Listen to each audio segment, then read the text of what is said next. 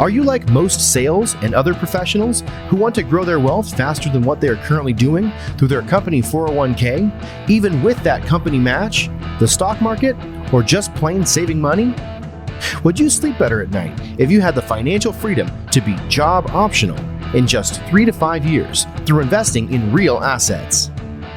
Maybe you don't want to stop working, but wouldn't it be cool if you could retire a decade earlier than most? And do the traveling you and your family have planned for years while you're still young and can enjoy it? Let's face it, most busy professionals don't have the time or desire to take on more work outside of their W-2 to grow their wealth.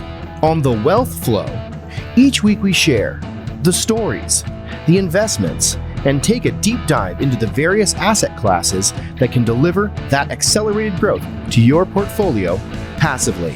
That's right, no extra work for you. Instead, we'll put your money to work.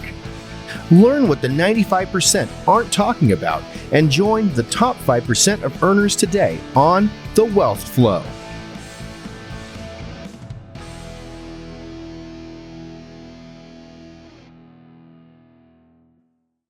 All right, welcome to The Wealth Flow. My guest today is Vlad Arakcheyev.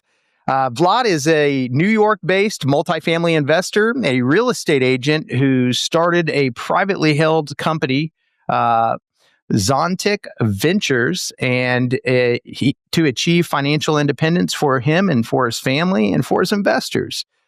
He now owns hundreds of units, primarily in the Midwest and the Sunbelt market of the United States, with a goal of having 25,000 units. His personal goal is to open and operate an animal rescue farm by 2027. So we'll get into that for sure as well, Vlad, but welcome to the show. Oh, thanks so much. I'm very happy to be here. Thank you. Yeah, happy to have you. And I always like to start really with your background, your story. Where did you grow up and what eventually led you to real estate investing? Yeah, I spent most of my life in New York. Yeah, I came here as a political refugee out of Soviet Union, and I lived in New York City for 26 years, in Brooklyn to be exact. And I came here as a baby. The only thing of Soviet Union I have is the Russian accent and maybe my last name and my first name, but that's about it. But now for about 6 years or so, I live in New Jersey, about 20 minutes away from New York. It's just I have 2 kids, 3 cats, a little bit of a backyard. So it's really nice to, even though I'm close to the city, but at the same time, it's good to have some space, some land. So yeah, that's my little story where I came from. And before having a real estate career, I was a graphic designer, and everything changed during COVID, where I got furloughed and basically lost my job and decided to switch careers and see what else is out there. And started my business thanks to my wife. She kind of suggested real estate. Hey, listen, people need to live. It doesn't matter what's happening out there. They need to buy, sell houses. They need to live in a house or apartment. So it's really kind of a bulletproof profession. Mm-hmm. And then I started learning about investing and alternate ways of making money in real estate. And here I am, got myself a real estate investment company, and now we're buying large multifamily assets. Yeah, that's great. That's great. So you got licensed and started selling real estate in 2020? Yeah, a little bit before that. Yeah, it was just absolutely crazy. I didn't know anything about it, and I was taking my real estate exam online because everything was virtual. There was no classes to go to, anything like that, and it was a big change for me, absolutely. And well, I had plenty of time because as I got furloughed, I had no job really, so I stayed home for, I don't know, 6-8 months. Maybe even more. And first 2 months was nice. I had some time off. It was kind of a mini vacation, if you can call it that. And then I started thinking about my future and really what I have to do to to really make money passively, because things can happen all the time. Like my friends, they in IT business, right? So I have a friend, he works for Microsoft, and he goes, oh my gosh, this company will never go out of business. I have an amazing job, stuff like that. Boom.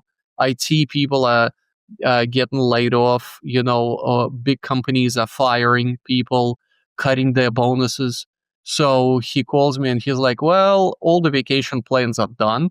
I'm not going anywhere because I have no bonus. I have this. I have to put more time. I have to put more energy into my job. Thank God I didn't get fired. So I'm like, oh my gosh, where's that job security he was talking about? So passive income is the solution, I think, right? So if your money is making you money, that's where I have to be. That's where I want to be. So that was COVID was a tough lesson for me. Yeah, for sure. So you started selling now on the real estate that you're selling. Are you selling residential? Are you selling commercial? Regular residential houses here in New Jersey. I'm in Bergen County, North Jersey. I kind of focus on pretty much the whole Bergen, like, anything by the river. And I'll go as far as, I don't know if anybody knows New Jersey. I say, I don't know, Phillipsburg, which is right by Pennsylvania. So about a good hour circle around me. And I started doing that. It was a lot of fun, really a lot of fun. And that took me on a path to doing fix and flips as well. I started attending networking events, and they're like, oh, well, you in real estate, why don't you just look for distressed properties and let's flip together?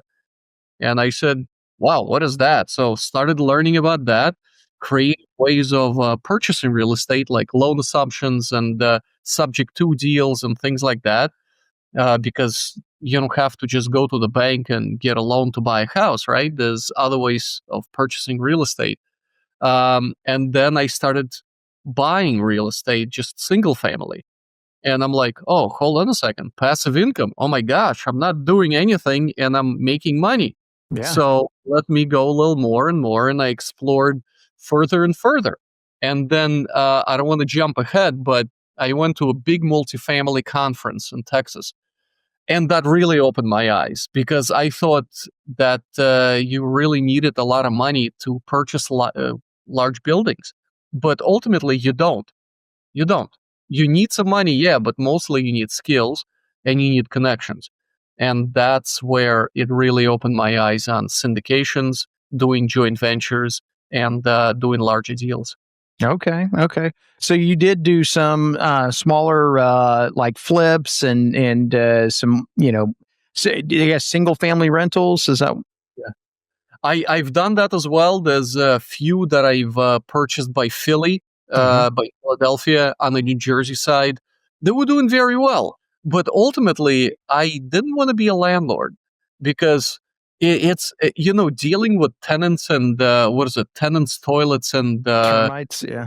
termites. Yeah, that thing. Oh boy, it was not working, because it was great. I was getting $1,000 a month net on a house that I got, which was a very good purchase in Cherry Hill, New Jersey, right? But then I was getting all these calls all the time. Oh, my sewer backed up. Oh, there's like animals running around in my backyard. There's a raccoon on the roof. Chase it away. I'm like, you live in the middle of the woods. I mean, obviously, there's going to be some animals on the roof. It's going to run away. Don't worry about it, but it was just constant calls about this and that. And then there was stuff breaking all the time. And it was just not for me. I wanted to do third party property management, but it was just not worth it. It was not worth it. So the solution for that for me was to go big, to go large, right? The bigger properties you have, like I'll give you an example. Let's say you bought 10 houses, right? They're in different locations. So you have 10 different roofs to take care of, boilers, you have 10 different tenants, you have 10 different just projects that you really have to oversee. But if you buy one building with 10 units in it, it's one roof ultimately, right? So you have one person that can take care of the whole building. You don't need 10 different people to run around in between them. So scalability wise, multifamily is just better. And ultimately, you don't have to do it by yourself. If you find a great partner or partners, you don't have to do everything all on your own, right? So that's exactly what we do. We leverage partners in different areas so they would be boots on the ground and take care of our properties there. So you don't have to run around. Like, I don't buy stuff in New Jersey. I buy in Midwest. I buy in Sunbelt market. I buy in Texas. I buy in Carolinas because they're more landlord-friendly states and really better for businesses. So, yeah. Yeah. Okay.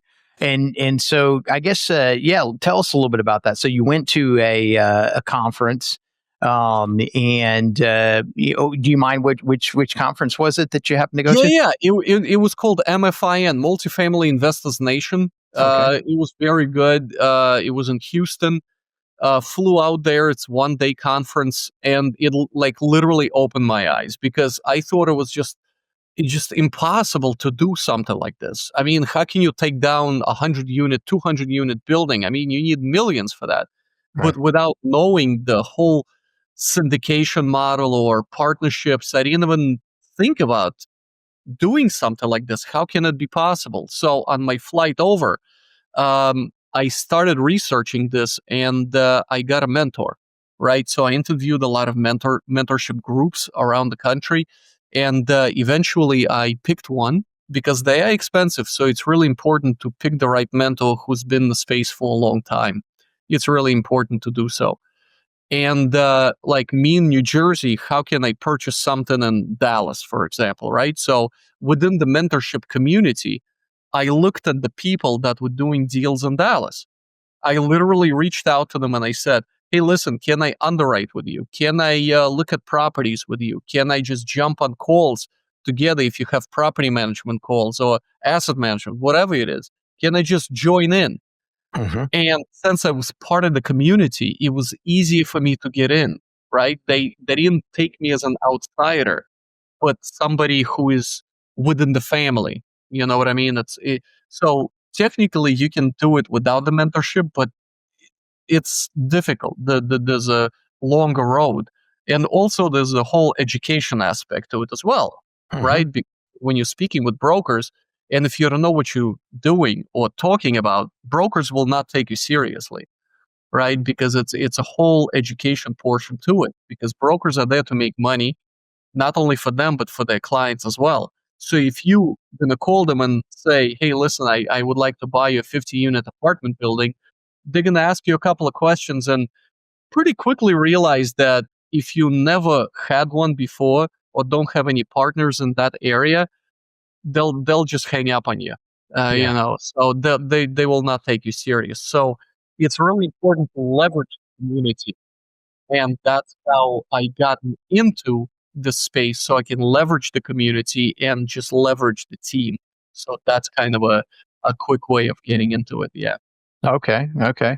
No, that's great. So, so you went to the one conference and then joined this group. Do you mind mentioning which group it is or? Yeah, of Yeah. course. Yeah, it's Jake and Gino. Okay. It's Yeah. a multifamily mastermind. Like I mentioned, I interviewed so many of them, and it's just my interests aligned with Jake and Gino and their goals more.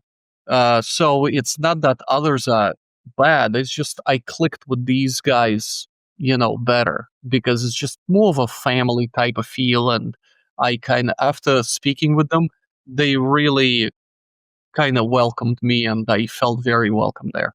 Okay. And so so after that, then you reached out to now you mentioned Dallas, but did you reach out to anybody specifically based on like where you were looking to invest, or just trying to get involved in other people's seeing what other people are doing, getting to know it? I guess tell us your process there of what you did to kind of help prepare yourself for your next step. Yeah, literally. Just I looked up who's doing deals, for example, in Dallas and Houston, and I Hmm. reached out to that group and I said, "Hey guys, my name is Vlad. I'm new. I really would like to be just a fly in the wall and just join your Zoom calls if you have them. on asset management or anything on underwriting calls. Uh, and they said, "Oh yeah, you're looking to buy here?" I'm like, "Yeah, absolutely." So it didn't cost them anything, and I was part of the community. So they said, "Yeah, absolutely, join."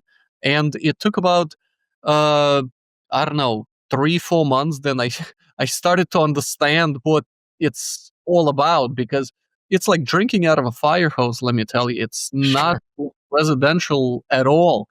Number one, you have to know the terminology, how to underwrite deals, how to look at deals. I mean, first thing you open up like an OM and you see it like 100 pages in there with all the information. You open up a underwriting model and it has, I don't know, like 15 tabs on the bottom of it. And, your head goes crazy. You're like, oh my gosh, what is this? What do I do? It is like crazy numbers everywhere. So it's really important to know how to look at data, how to underwrite, how to read the T12, how to look at the rent roll and really like identify things in there that might be red flags, which is kind of bad and good at the same time, or opportunities. So it's really, really important to know how to read that data. So I started doing that, and about 8 months after that, I got into my first deal. So it was um, a long road, I would say, because it's really difficult to work for 8 months nonstop and see zero results, nothing. Right. And even after you get into your first deal, you see no money, because most of the money is going to limited partners. General partners make money after the limited partners got theirs. So there's another thing there. So like, oh my gosh, you got into your first deal. You might be, your checking account is like, blowing up with all the, uh, distributions there. But no, absolutely not. Right. Be- Right. Stabilize the property. And then even after the stabilization, your LPs, your investors are making most of the money first, until it really is, running well. So it's it's difficult. It's the whole mindset shift where you literally kind of look at the future and just don't focus on what's happening now, and there's better days ahead. Yeah, yeah, for sure. So tell us a little bit maybe about that first deal. What about it? What attracted you about it? And tell us a little bit about how many units and what your role was in helping to take that one down. Yeah, you know what? I got an opportunity to be an LP in that deal, and I told them no. It was 200 units in San Antonio, and it was a very good deal. It was with an experienced team, so I wanted to help them do asset management on it, and they said sure, yeah, and of course I wanted to help with raising capital on the deal as well. And I tried my best to. I didn't realize how difficult it was to raise capital, especially if you knew. Yeah. Uh, the deal was fantastic. The team was great. I mean, the deal is solid, very very good. And then, if you remember that time where we had interest rates that were just unbelievably low, and then incredibly quickly they went from 3%, and a lot of people were getting like bridge debt and stuff like that, to what is it, nearly 8%, right? It was Mhm. just, I mean, we've seen rates that high. Yeah, absolutely. We've seen higher, but the growth, I mean, the hike, we haven't seen before. So a lot of people weren't prepared for it. And not only people, but banks were afraid as well. So literally a month, everything was done. Everything. I mean, we got the money. Everything is done. We were just waiting for a lender to basically give us the green light. And a few weeks before closing, they said, "We're pulling out of the deal. We're not going to give you the money." They didn't give us an explanation, but basically we understood that because of just crazy market and seeing what was happening with the rates, even though we locked our rate, but they pulled out of the deal. So ultimately, the deal did not close. And The investors got all their money back. Nobody lost any capital whatsoever. We got, we gave all the money back to the investors. But this deal, some people call it a failure. I don't call it a failure whatsoever. It was a huge learning process for me, where not only you have to be prepared for the good stuff, but really have to be prepared for the bad. And that's where you really see how the team performs under pressure. And this team was just rock solid. They knew exactly how to execute, how to solve problems, how to move forward, and don't panic. That's the most important thing. So, like I mentioned, nobody lost capital. Unfortunately, the deal didn't close. We did spend a lot of time on it, but I learned a great deal about it. Really, how the project is going from beginning to end with due diligence, with just doing everything in it, like how to speak with investors. Don't forget, it was my first one. I didn't even know what to say or how to behave Zoom calls or anything like that, how to do presentations. And after that, it just literally snowballed. We got into a first deal in Kansas City, and then there was another deal in Florida. Then we started investing in the Carolinas, and then more deals in Dallas. So even though the first deal, some might say it was like a total failure and might give up, I'm so glad I didn't. And I know there was no turning back for me, because I didn't have my W-2. I didn't have anything. Real estate, my life. So. And so, well, how about your next one then? What would tell us a little bit about that? Did that one end up going all the way through? And absolutely, yeah, it was a total success. It was slightly less. It was 40 units in Kansas City.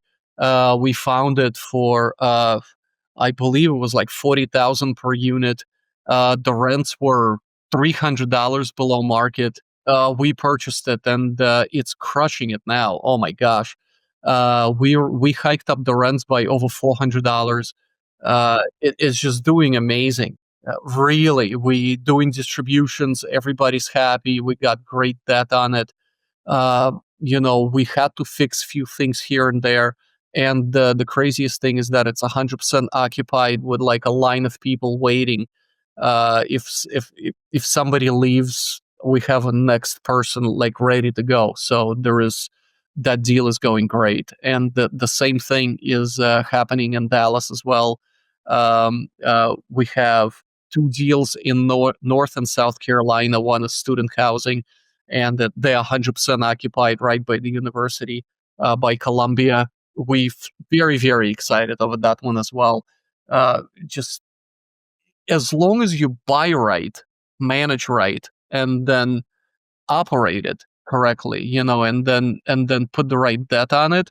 That's the most important thing, because the work doesn't stop after you purchase it. The hard part is after the purchase, right? Okay. So you have to run it for 5 years. Just think about it.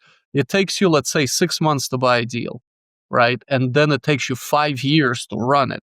That's the hard part. The operations. That's the most difficult part. That's where the right team comes into play. It's not all fun and, glorious as you might see on social media. It's not. Right. I'll be totally honest. You know what I was doing for the last month? What's Property management audits. I was comparing basically spreadsheets to receipts. That's what I was doing. I was looking at spreadsheets for a whole month to audit a property management company. So it's not all fun when you see people taking pictures in front of beautiful pools or, gorgeous, interiors or kitchens and stuff like that. No. There's a lot of grinding. There's a lot of stuff in the back that you really don't see, where you really had to put a lot of work. Just think about it. It's like running any business, right? Just take any business, because that's what we do. We buy businesses and we improve them, and then we sell them, right? That's what our company does. We sell business, and it can be applied to anything, right? Car washes or a store, anything you like. So that's exactly what you do. You hike up the revenue, and then everybody wins. You investors, yourself, and then you sell it off for a higher price. So that's exactly what we do. So there's a lot of hard work behind the scenes that you don't see. Yeah. On the second one that you said, that 40 unit, you mentioned that you were able to hike up the rents by $400. So it was obviously the rents, were suppressed, which automatically, that's going to increase your net operating income. But was there anything that you did from a improvement standpoint to the units? Did you have a budget for any improvements that needed to be done on certain units? Yeah, absolutely. There's a budget ahead of time. We walked every single unit and we saw what needs to be done, and then had some more reserves in place just in case. When we took over, the first thing that we started to do was start to spruce up the exterior, because the important part is to make it as nice as possible so it'll be attractive to other tenants, right? So my goal is, I want to own a place where I would live, right? So if the place looks bad, or there's cracks, or it's just not appealing, it's just not good. It doesn't look good whatsoever. So we took down few trees that were potentially damaging the foundation.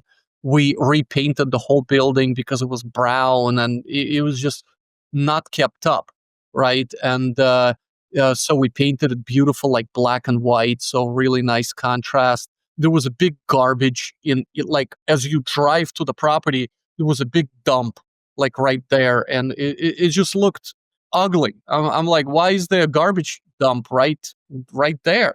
No. So we moved it to the other side, to the back of the property, so nobody would see it.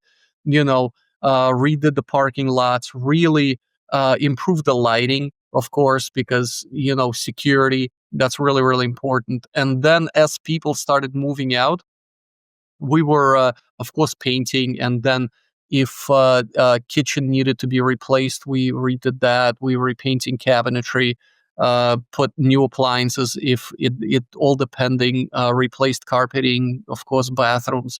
So it was just it depend on how long the people lived there. So we made appropriate repairs or replaced certain things. But basically, that's how we were able to hike up the rents. They were significantly below because the previous owner, we believe, just didn't care. Maybe I think they were an older person and they just wanted to sell. They were just like, hey, listen, it's cash flowing for me. I really don't care. But they didn't see the opportunities there, right? So as we started to increase the rents, nobody moved out, not a single person, because they knew they had, number one, they had nowhere to go, and we still had the lowest rents in the market. So it was a total success, still is. We love that deal, and I don't know when we're gonna refi. We kind of planning to refi in a year or so. It just all depends on the rates, but it's cash flowing, so there's no need to refi. But do you remember how you found that one? If that was through a broker, or if that was like a mom and pop that was found off market? Direct to seller. Believe it or not, I found it myself. I started calling direct to seller in Kansas City, and developed a relationship with a seller. I didn't go to meet them. My partner did because he lives in Kansas City. I live in New Jersey, so the seller said literally, "Hey, listen, Vlad, why don't you stop by and have coffee with me, and then we'll talk." And I'm like, "Oh my gosh, what am I gonna do?" So I started calling my partner in Kansas City, and he said, "Yeah, I'll go meet him. Why not?" And that's how we literally purchased it. Yeah, I found that one, but it's a small property. Larger ones were, of course, we were using brokers. Right. Yeah, it's because smaller ones, yeah, you can find them direct to seller. Larger ones, yeah, there's going to be brokers involved. Yeah, for sure. But I think in, a larger one, it's not to say you can't find one that's under, that there's that much room to raise the rents. But I was wondering where you found that one just because of that. I mean, that's That's great. I mean, to find something that under market, and that happens a lot, right? Guy's been owning it for quite some time. He's happy. He's got people in there, and he's not necessarily trying to push it to the exact limit of what the market, is at the moment. And so it leaves a amount of meat on the bone for the next person. He really didn't care because he was, like I said, he is older. I don't know exactly how old he is, but it's just my feeling. And because he didn't have good record keeping, he had like a bunch of receipts and boxes, and he didn't have anything digitized. So he just kind of dumped it on us. And when we looked at the potential, we were just blown away. So, this few things that needed to be repaired and replaced, of course, which is totally okay. But the potential of it was just huge. Plus, he was, I think, very happy to get out of it. He was like, oh boy, okay, here we go. So, yeah. Yeah, that's great. Well, good for you. That's a great first one to go all the way, go through and actually be purchased. And you said the next one quite a bit larger? Yeah, there was one that we got in Dallas. No, in Houston. It was a syndication. So I didn't know much about syndication model, but two teams got together and we really pulled in a big one. I was involved in 400 units. So it's a really big syndication, a really big purchase. We had a loan assumption in there. So the previous operator, they pretty much, sold it at the peak of the market. They really got a great deal. And we have a great deal too, because it's a win-win. So we got it, at a great price. And there was a lot of improvements that could be done. And we're still running it. Yeah. And right as we got that one, we started buying more in the Carolinas because our primary area was to buy in Florida. But it was just we couldn't find a good deal in Florida. Not only the rates were an issue, but it was just so hot. It was just booming Florida market. Mm-hmm. Insurance on a rise. We just couldn't find anything that was penciling. So even though we did buy something in Florida, and if you're curious, I'll tell you, it's a land play. We started buying in the Carolinas and very, very successful in the Carolinas. We got 4 deals there. So it's we like the Carolina market, and we keep on looking there. So on these other ones that you've got done since the first one that you found, what's been your role as far as your partnership with the other guys that you're working with? Yeah, it just depends on the deal, right? So in the Carolinas, I'm doing asset management, right? And we pretty much speak with property managers on a weekly basis just to see what's happening there, if they have any questions and stuff like that. So we're doing asset management there. On the larger deals, I'm not exactly as an asset manager, but I help out. Like, for example, I'll give you an example. If there's large repair that need to be done, a quote, or let's say we changing insurance brokers, stuff like that, that's my responsibility. I take on that role. In one of the deals, I'm actually helping with leasing. So I in the very, very beginning, as I wanted to take hands-on approach because I learned it from a book, but I wanted to do it myself. I wanted to be, right there doing it. So I've taken up a lot of responsibility as I wanted to learn all the intricacies on how to lease up or how to, let's say, do repairs or do this or speak with, let's say, handyman or, contractors. So on each of the projects, I've taken on different responsibilities. And like I mentioned, on one of them, I've been auditing property management company and looking through receipts, even though it's not my favorite. But now I have an idea of how it's done and how that works. Going forward, I'll pick one thing that I really, really do enjoy. Mm-hmm. and I'm just going to kind of stick to it because I want to leave, looking at spreadsheets to the professionals because like I said, like I mentioned, it's not my favorite thing to do. Yeah, for sure.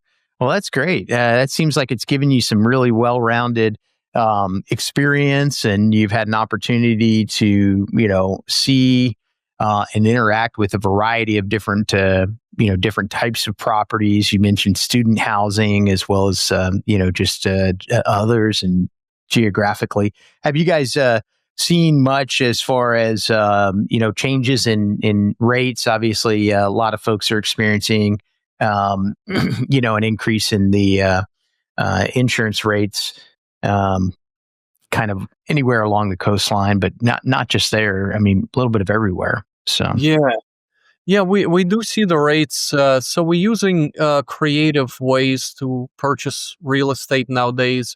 Like the last deal we've done, which is 100 units in Kansas City. We closed on it literally 2 weeks ago. We had a loan assumption. So there you go. another operator was selling it because he needs cash quickly. I guess I don't know why, but he needed cash quickly. So we assumed his loan, which is 2.9% fixed Freddie, which is absolutely crazy. Yeah. And it matures in 2027. So we got, good 3 years on it left. So we really like it. We really like that type of deal. But ultimately, rates don't matter to me. I'll buy with bridge debt if I have to, as long as it's cash flowing, right? Because think about it this way. Right now, we're at the safest time in a market cycle because we feel that the market's already at the bottom, right? It's already, can it go lower? Yeah. But we already see that the rates kind of stabilized. They're not dropping anymore. So it's the safest time to buy real estate, right? Because just think about it. Even if you buy it with 7% debt, 8%, 10, whatever it is, and it's cash flowing for you, when the rates drop to, let's say, fives or lower, whatever they might be, and you will refi, you're going to cash flow even more. So now it's the safest time to buy, right? So when you look at what was happening a few years ago when the rates were at its lowest and the market was just super hot, that's actually the riskiest because you buy where the market has only one place to go, down, right? And that's exactly what's happening with operators right now.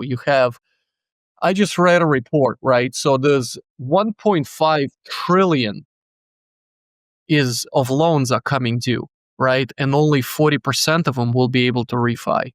So what's going to happen with the other? And that's just in 1 year.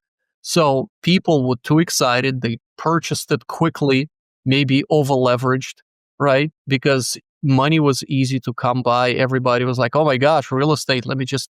The investors were very eager to put their capital with an operator without realizing or even doing proper due diligence.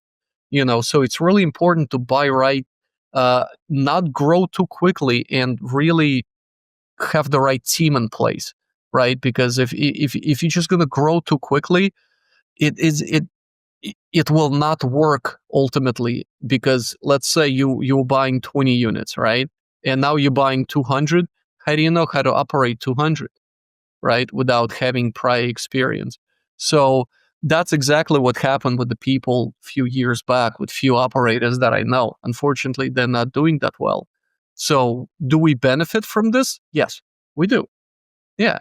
That's why we got this amazing deal in Kansas City, right? We purchased at 90,000 per unit, and it's a B plus building, right? So others are selling right now for 120,000. We got it for 90,000. So how did we manage? We literally just offered that price to a person who was really eager to sell. He had no choice. So he knew us, and he sold it to us. He knew we were able to close, and we did close. So, um, I'm not gonna say that I kind of look forward to this. You know what I mean? Because I really don't want to see anybody fail or lose their money. But ultimately, that's the time where you should be buying, right, or looking to invest, because it's just gonna go up, right? It's only gonna go up. Yeah. Have you found anything as far as financing? Everything is still solid out there. There's no issues trying to find anybody to lend money. There's still an appetite for lending out there. Yeah, it's a little bit more difficult. You just need a little bit more convincing, I should say, or proving. But I found out one thing: it's not the project that people are looking at; they're looking at the operator. So if they know you, if they know that you're a solid person, like we never had a capital call, we never stopped distributions, our deals are going well.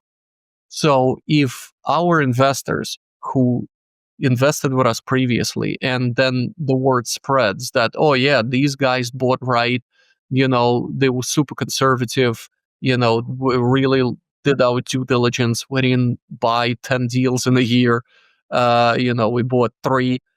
So, and they going well. We were really concentrating on operating them, right? Really fixing them up, because that's the most important thing, uh, to protect our investors' capital, and looking at what could go wrong and making sure it will not. That's basically as simple as it is. Finding finding holes in each in a project, and make sure that we can cover them up, that we can literally have enough reserves, enough, let's say, that we're not over leveraged, that we're in a good area, that, let's say, if we have, I don't know, let's say a downturn somewhere or something, or emergency repair or something like that, we have we can cover everything without having capital calls or anything like that. So it's really important to align yourself with operators that went through bad things, that had bad experiences, let's say, that learned, that they will teach you, how to operate, Yeah. correctly. Yeah, for sure, for sure. I think it's good that you're part of a team of folks that have that experience and Yeah. can kind of help steer you in the right direction as far as that goes. So yeah, for sure. Yeah, Well, I don't want to bore people with like crazy details, because it's just uh my goal is to explain this as simple as possible so people understand how this whole thing works, right? mhm. Because I know few people, they talk numbers, they throw out all these IRRs and all these returns, and they have crazy graphs and stuff like that. You know what? Honestly, there is a special place for it, and if somebody wants to see it, they can see it. But ultimately, it's just a lot of people don't understand it, and if people don't understand it, they will tune out, or it's just boring to them, Yeah, like literally. So one guy said this thing, and I always remember it. If you can explain multifamily or a syndication model to a 5-year-old, yeah, then you will be very, very successful. So I have been practicing on my 5-year-old son, and try to explain to him how we buy apartment buildings. And with practice, it's actually very, very easy. It becomes easier to explain things instead of using crazy terminology or throwing numbers out there, by literally just talking to investor as a person, right? yeah, Because many of our investors, let's say, are doctors, lawyers, or engineers, somebody who might have other money elsewhere they made, and they don't know anything about syndications. And the number one question is, how safe is it? What type of return am I getting? Right? That's what they're not going to ask. Like, for example, what's the median income of an area where you buy? Because Right. that's a question of an experienced investor. Yeah. If you're not experienced, you wouldn't even think about asking a question like this, right? Because I deal with it all the time, and Sure. work with people, and that's what kind of feedback I'm getting. Yeah, no, that's great. Well, it sounds like you've been on a quite a journey since kind of shifting careers, and enjoyed hearing about it. I'll tell you what, Vlad, if you could maybe tell the audience where they could find out more about you, and then I've got two more questions for you. Yeah, listen, I'm all over social media. I have a very unique name, Vlad Arakcheyev. I'm on Facebook, I'm on LinkedIn. I post a few things. And listen, I really don't bore people, like I said, with numbers and stuff like that. My posts, I feel, are very upbeat and lively. I want to educate with just fun details, right? With something interesting. Right. I'm not going to stand in front of a whiteboard and write down all the numbers and equations and things like that, because you can find it elsewhere. That's not what I do. I literally just tell you, if you do this, this is what's going to happen. And I show you how.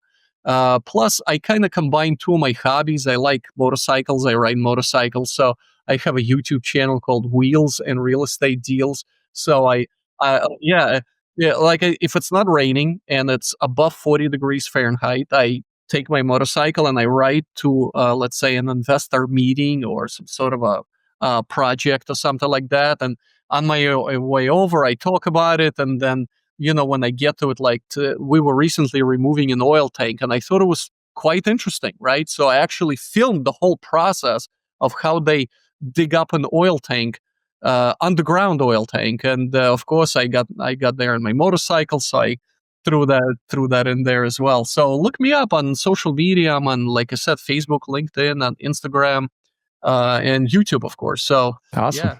Sounds good. Sounds good. Hey, I got two other questions for you that I ask every guest. One would just be, what advice would you give somebody who's maybe just starting out in their investment journey? Yeah, the most important thing is to identify where you want to be in 5 years. I'll give you an example. A few of my friends, they're like, "Oh yeah, I want to be GP. I want to be a general partner."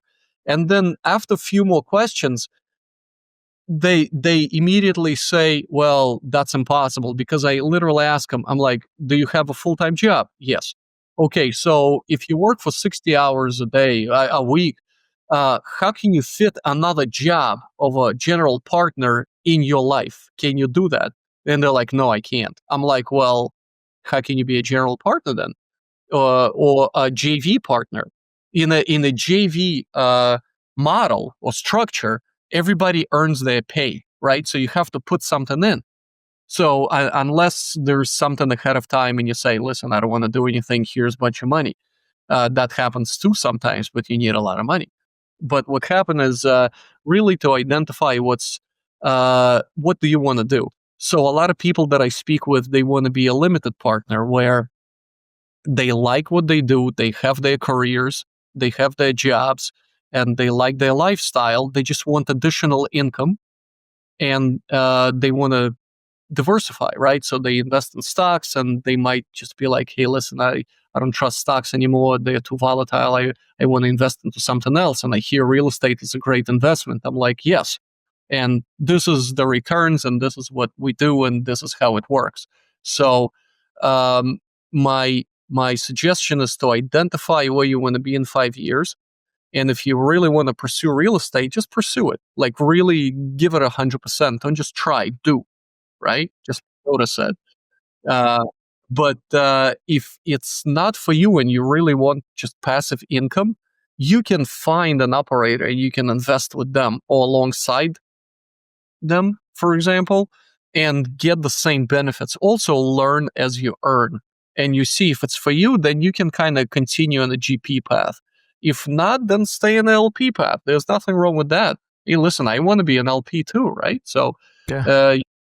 ultimately, you don't do anything and you make money. You make money while you're sleeping. That's what Warren Buffett said, right? So that's the LP path. For sure. The- No, I think that's great advice. And Vlad, tell me also, what about book recommendation? Doesn't have to be real estate related, but it certainly can be. Just something you've read recently that's been impactful. Yeah, listen, I know a lot of people say the Kiyosaki book, Rich Dad Poor Dad. Mm-hmm. I read it. It was fine, but a lot of people have to be ready for that book. But if you really want to know about, let's say, investing, a very, very good book is Hands Off Investor by Brian. It's very, very good. And if you already know that and what I'm doing now, for example, I am working on myself, right? I'm working on myself mentally to be happy, to be upbeat, to be a good person, right? That I'm literally meditating, doing yoga, exercising, really into health and wellness. Mm-hmm. So if you have kind of a different shift or looking at something else, or you want to look at meditation, for example, look up Joe Dispenza, for example. That's I really like that. So it's just kind of a different way of I know a lot of people think meditation is silly, where you just sit quietly and kind of don't do anything, but there's a lot more into there. And I talked with a lot of people that were I'll tell you how it happened. Just give me 2 minutes. So sometimes when we talk, we really don't pay attention, right? And when you talk to somebody, they listen to ask another question instead of listening what's behind the meaning, right? Mm-hmm. So a lot of people are doing this where they're not really listening, but and not hearing, but just kind of there, right? And especially guys, I'm guilty. So I really try to pay attention to another person. So I was at a networking event, at a multifamily event, and I was speaking with a very, very successful operator. He is doing crazy creative deals, and he was so focused on me, right? He was just so in there. Like we had 200 people around us, but it felt like it was just me and him, and there was just nobody else around us. So I didn't care to ask him a question on deals or how he finds deals or any of that stuff. I can just look him up and just look at his videos. He explains everything. I ask him one question: how do you stay so present? How do you stay so focused? How are you so here and just removing all the distractions? And he told me a few things that he's doing, but it's really important to be present. Yeah. And that really kind of just shifted my mindset, where I started working on myself and my well-being and just mentally being present in every conversation, shutting on my phone, TV, all the other distractions. For sure. Vlad, I don't mean to not be present, but I got another meeting in just a minute that I got to jump to. So I am so sorry. I'm going to have to cut us a little bit short. I've really enjoyed having you on the Wealth Flow. And again, I'm sorry I buttoned up against 4 o'clock other appointment. So I'm so sorry to cut you off there. But I've enjoyed having you, man. Thank you so much. Thank you so much. Yeah. I really enjoyed it. Thank you. Appreciate it. Yay. Being that you're still here, I trust you found value in this episode. I personally wish I would have known these guests and strategies when I started my wealth creation journey. Go to wealthflow.capital to subscribe to our newsletter. And as a free gift, we will send you our quarterly market report and the top 10 things to look for in an investment opportunity. Take a minute to give our show a rating and review. Help us reach 1 million professionals by subscribing and sharing this episode with someone you know who could also find value in it.